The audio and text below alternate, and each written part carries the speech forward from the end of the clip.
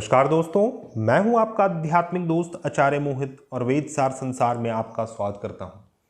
दोस्तों, हम video series बना रहे हैं 9 ग्रहों के पीड़ा से मुक्ति हेतु कौन से औषधीय स्नान होने चाहिए। और इस वीडियो सीरीज में हमने सूर्य, चंद्रमा, मंगल तथा बुध ग्रह के ऊपर बात किया है। आज का हमारा विषय बृहस्पति ग्रह की पीड़ा तथा उससे संबंधित औषधीय स्नान है। इस वीडियो में हम उन औषधियों के विषय में बात करेंगे जिसकी आवश्यकता आपको इस स्नान के लिए चाहिए। साथ ही यह स्नान आपको कब करना है, किस प्रकार से करना है, कितने दिनों तक करना है, इन सभी विषयों पर आज हम बात करेंगे। और वीडियो के अंतिम में हम आपको यह भी बतलाएंगे किस प्रकार से कोई स्नान किसी ग्रह के पीड़ा को हर सकता है, जो कि इसका साइंटिफिक रीजन होगा। साथ ही मैं आपको यह भी बतला दूं, यह उपाय बहुत ही ज्यादा ऑथेंटिक है तथा शास्त्र सम्मत है। ज्योतिष शास्त्र में जिस प्रकार 9 ग्रहों के पीड़ा हेतु आपको अनेक प्रकार के पूजन, मंत्र जप, दान, ग्रह जनित शांति तथा अनेक प्रयोग बतलाए गए हैं, साथ ही रत्न, रुद्राक्ष, यंत्र, कवच आदि धारण करने को बतलाया गया है, उसी प्रकार यह औषधीय स्नान भी शास्त्रों में वर्णित है। ज्योतिष शास्त्र के प्रवर्तकों ने अपने ग्रंथ में ग्रह जनित औषधीय स्नान का वर्णन किया है और वही औषधीय स्नान मैं आपको आज बतलाने जा रहा हूं। यह औषधीय स्नान बहुत ही ज्यादा सरल, प्रभावशाली, कम खर्चीला और प्रामाणिक है, पर फिर भी आज के समय में यह औषधि स्नान इतना ज़्यादा प्रचलित क्यों नहीं है। कई सारे लोग इस प्रकार के स्नान के ऊपर विश्वास नहीं करते और ज्योतिषी गण भी इस प्रकार के उपायों को प्रिस्क्राइब नहीं करते, जो कि इतना ज़्यादा प्रभावशाली है और कम खर्चीला भी है, जो सभी कर सकते हैं। तो उसका रीज़न शायद आयुर्वेद का हमारे भारतवर्ष में लोप हो जाना है, क्योंकि हमारे सनातन परंपरा में जिस पैमाने पर आयुर्वेद की उपयोगिता होती थी, जितना डेवलप था आयुर्वेदिक साइंस, उतना आज के युग में नहीं है। साथ ही इसके पीछे कई सारे और भी रीज़न हो सकते हैं, जैसे बड़े बड़े बिजनेस माइंडेड पीपल जो शायद नहीं चाहते हैं कि आप सस्ते उपायों की ओर अग्रसर हो। तो जो भी बात है, इस प्रकार के गैप्स को फुलफिल करने के लिए मैं आपके सामने यह ऑथेंटिक औषधीय स्नान को लेकर प्रस्तुत हुआ हूं। तो आपको यह स्नान के विषय में बतलाने से पहले आप सभी से अनुरोध करना चाहूँगा, यदि आप हमारे चैनल में न्यू हैं तो कृपया हमारे चैनल को सब्सक्राइब करें, हमारे इस वीडियो को ज़्यादा से ज़्यादा लाइक करें, शेयर करें तथा हमारे प्लेलिस्ट को अवश्य विजिट करें, क्योंकि हमारे प्लेलिस्ट में कई सारे ऐसे महत्वपूर्ण वीडियोज़ हैं जो शायद ही आपको पूरे यूट्यूब में प्राप्त हों। तो आइए दोस्तों, पहले बात करते हैं कौन कौन से वह औषधि है जो कि बृहस्पति से रिलेटेड कोई भी पीड़ा हो उसका निवारण कर सकती है। शास्त्रों में 5 प्रकार के औषधि बतलाए गए हैं। पहला वस्तु है पीली सरसों। पीली सरसों आपको लेनी है।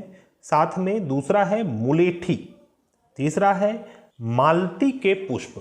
मालती के पुष्प आप सूखे पुष्प भी ले सकते हैं या फिर आप बिल्कुल ताज़ा पुष्प भी ले सकते हैं। यदि ताज़ा पुष्प आपको ईजिली उपलब्ध ना हो पाए तो आप कई सारे मालती पुष्प को एक साथ छांव में सुखाकर फिर इसे आप यूज़ कर सकते हैं।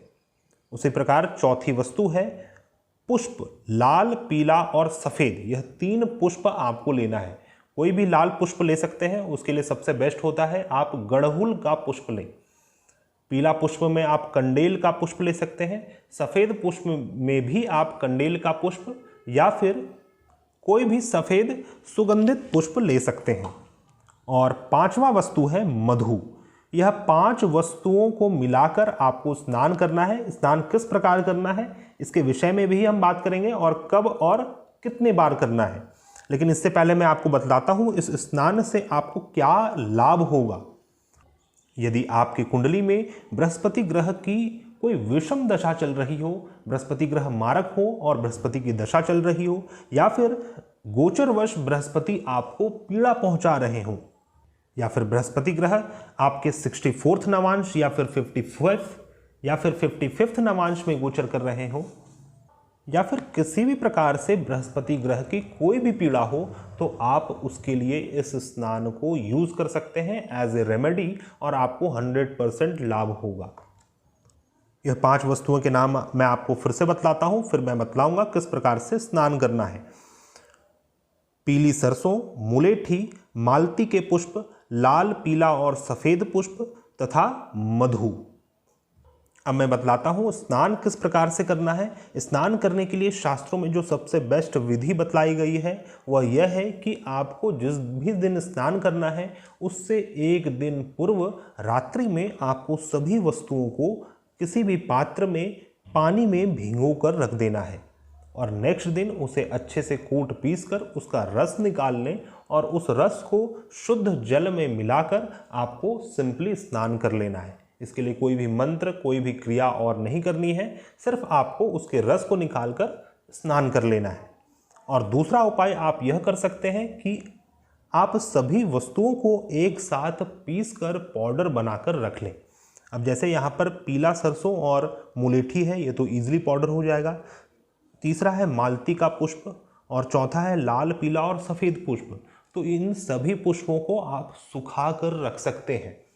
आप छांव में सभी पुष्प को एक साथ सुखा लें और फिर सभी वस्तुओं को एक साथ पीस लें, फाइन पार्टिकल में पीसें और पाउडर बनाकर रख लें। और इसे जिस भी दिन स्नान करना है एक दिन पूर्व रात्रि में भिगो कर रख दें और नेक्स्ट दिन इसे आप शुद्ध जल में मिला लें, साथ में मधु भी मिला लें। मधु आपको उसी दिन मिलाना होगा क्योंकि यह तरल पदार्थ है और फिर आप उससे स्नान कर सकते हैं। अब हम बात करते हैं स्नान कब करना है और कितने दिनों तक करना चाहिए। तो यह स्नान आपको प्रथम बृहस्पतिवार के दिन से प्रारंभ करना चाहिए। प्रथम बृहस्पतिवार का अर्थ है शुक्ल पक्ष के बाद जो पहला बृहस्पतिवार पड़े वह प्रथम बृहस्पतिवार होता है। तो प्रथम बृहस्पतिवार से प्रारंभ करके आपको प्रत्येक बृहस्पतिवार तथा बृहस्पति के नक्षत्रों में आपको यह स्नान करना चाहिए। बृहस्पति के नक्षत्र हैं पुनर्वसु नक्षत्र, विशाखा नक्षत्र और पूर्व भाद्रपद नक्षत्र। यह 3 नक्षत्र में से जिस भी दिन कोई नक्षत्र पड़े, पुनर्वसु, विशाखा या फिर पूर्व भाद्रपद, तो आप उस दिन भी स्नान को कर सकते हैं और प्रत्येक बृहस्पतिवार को तो करना ही है। इस स्नान को आप 11 की संख्या में मिनिमम करें, इससे आपको लाभ अवश्य देखने को मिलेगा। और 21 या फिर जो हाईएस्ट संख्या है वो 45 है। 45 स्नान यदि हम कर लेते हैं तो 100% इसका प्रभाव आपको देखने को मिलता है और इससे बृहस्पति से रिलेटेड जो भी पीड़ाएं हैं सभी का शमन होता है। तो दोस्तों यह संपूर्ण उपाय मैंने आपको बतलाया। अब हम बात करते हैं कि कोई भी स्नान किस प्रकार से आपको लाभ पहुंचा सकता है, किस प्रकार यह ग्रहों की पीड़ा को हर सकता है।